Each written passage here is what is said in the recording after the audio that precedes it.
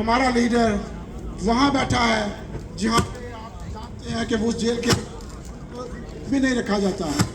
تو مفت آپ دیکھیں کہ نہ بول سکتا ہے, نہ مسقط میں کوئی بول سکتا ہے, نہ دبئی میں کوئی بول سکتا ہے. اگر کوئی بول سکتا ہے تو یورپ کے اندر بول سکتا ہے, امریکہ میں بول سکتا ہے, یہاں بول سکتا ہے. تو چونکہ نبی پاک صلی اللہ علیہ وسلم کی حدیث بھی ہے کہ برائی کو 3 طرح سے روکو, تو 3 طرح سے روکنے کے اندر آپ کے پاس 3 طرح کے اختیارات ہیں. سب سے پہلا اختیارات ہے کہ آپ اپنے ہاتھ سے روکیں. چونکہ ہم وہاں پہ نہیں, ہم یہاں پہ ہیں, تو ہم اپنے ہاتھ سے نہیں روک سکتے. ہم زبان سے بول سکتے ہیں, ہمارا کام ہے زبان سے بولنا اور ان کو بتانا کہ آپ جو کچھ کر رہے ہیں وہ دنیا کے اندر آپ کی انسلٹ ہو رہی ہے, ہماری کمیونٹی کی انسلٹ ہو رہی ہے, ہمارے مسلمانوں کی انسلٹ ہو رہی ہے, پاکستان کی انسلٹ ہو رہی ہے. پاکستان پیچھے سے پیچھے جا رہا ہے. کیا ہوا 70 سال گزر ہم ترقی نہیں کر سکے. ہم یہاں پہ آئے, ہم نے ترقی کر لی, وہاں ترقی نہیں کر سکے. یہی وجہ بنی کہ ان لوگوں نے ترقی نہیں کرنے دی.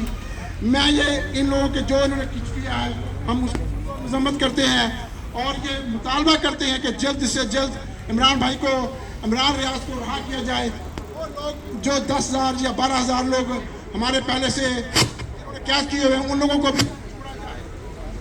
آپ دیکھیں ایک تو پلان انہوں نے بنایا ہوا ہے, ایک پلان میرے اللہ نے بنایا ہوا ہے. وہ اللہ جب چاہتا ہے تو وہ موسیٰ علیہ السلام کو بھی ان کے گھر میں اللہ نے پیدا کر کے تو بڑا کیا اور پھر اس کو نجات دی اور اسلام کا بول بالا ہوا. انشاءاللہ عمران بھائی واپس آئیں گے اور انشاءاللہ اس ملک کی تقدیر بدلیں گے اور پاکستان میں پھر دوبارہ حکومت کریں گے.